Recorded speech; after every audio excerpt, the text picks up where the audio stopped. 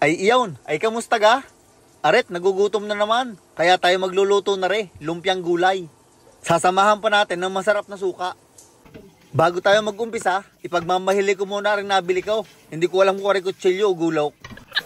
Basta ari ginagamit pang tartar.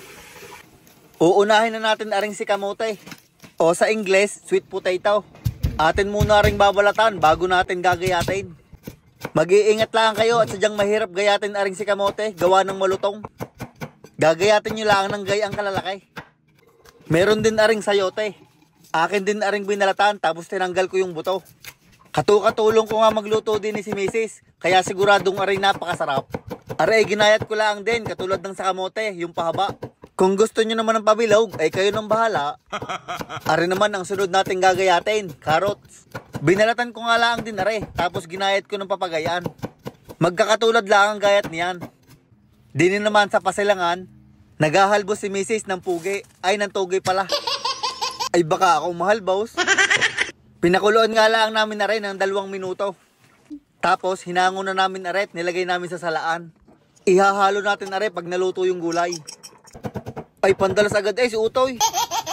Ay nakalimutan ko palang magayat ng ating panggisa, arimbawang at saka ang sibuyas. Ayos na ayos ngang gamitin ang kutsilyong are. Tamang-tama lang ang bigat.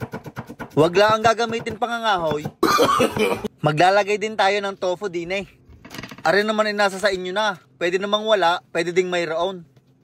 Are ngay pinunasan ko laang ng paper towel. Gawa ng mabasa-basa. Bago ko ginayat ng garni kalalaki.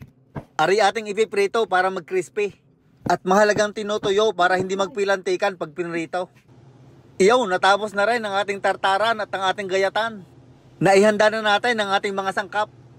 Kaya tayo mag-uumpisa na magluto at gutom na ang aking partner. Magigisa muna tayo ng bawang at sibuyas diyan. Pinagsabay ko na at doon din naman ang punta niyan. At habang tayo nagigisa, magpiprito na din tayo ng tofu. Dapat mainit na mainit ang inyong mantika para maganda ang luto. Ipiprito lang natin ang mga are hanggang mag golden brown o hanggang mag crispy.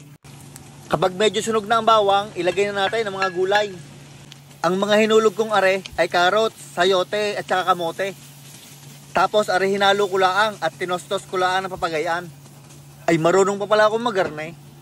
Listahin na at atin na rin titimplahan. 1,878 asin. At 1,267 pamintang durug-durog. Ano, nailista nyo ga? Ay bagya ko na nabilang iyon. Yan, laro-laroin nyo lang yan para mahalaw. Tapos ari atin tatakluban na. Dinin naman, tayo gagawa ng sausawan. Kalahating tasang suka. 1 kutsarang asukal. Kayo nang bahalang magbilang. Tapos atin na rin ilalagay sa kalan at ating papakuluan. Balik muna tayo din sa tofu. Atin muna rin babalik ta rin at baka masunog. Garute ang abot kay Mrs.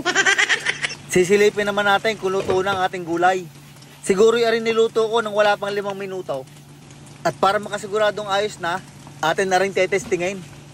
Pag yan ay al dente na, ay ahonin nyo na at ilagay nyo sa lalagyan para hindi ma-overcook at malabsak. Bago naman natin isasama aring hinalbos na toge. At hinalo ko lang ng dahan-dahang bigla. Kahirap ata noon. Dinin na ulit tayo sa suka.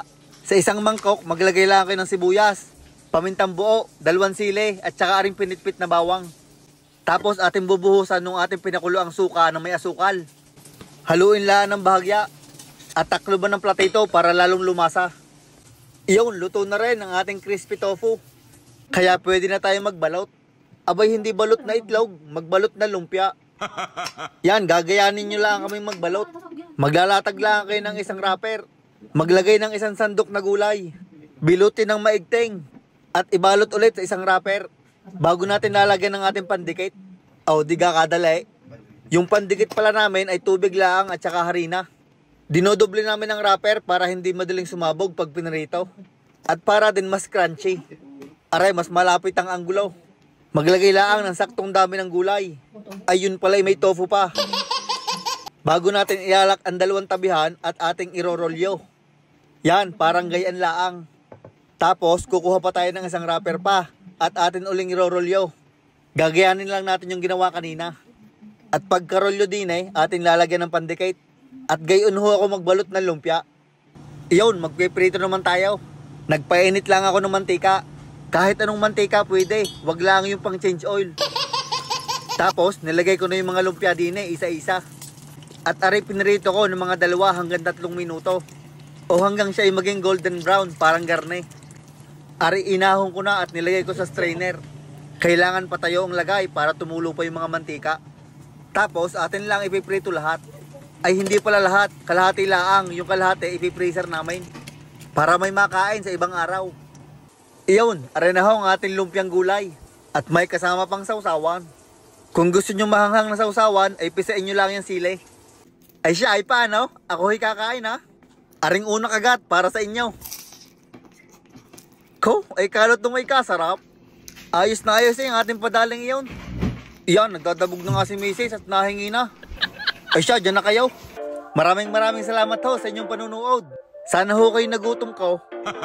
Shoutout po kay RR De La Cruz ng Qatar, Kathleen Nelly Pasco, Nico Patrick Pudol, Enrico Palmero ng Binangonan Rizal, Kenneth Juan Espares from Qatar, Mac Lee Martan, at kay Junior Obrador and family from Laguna. Salamat sa suporta mga idol.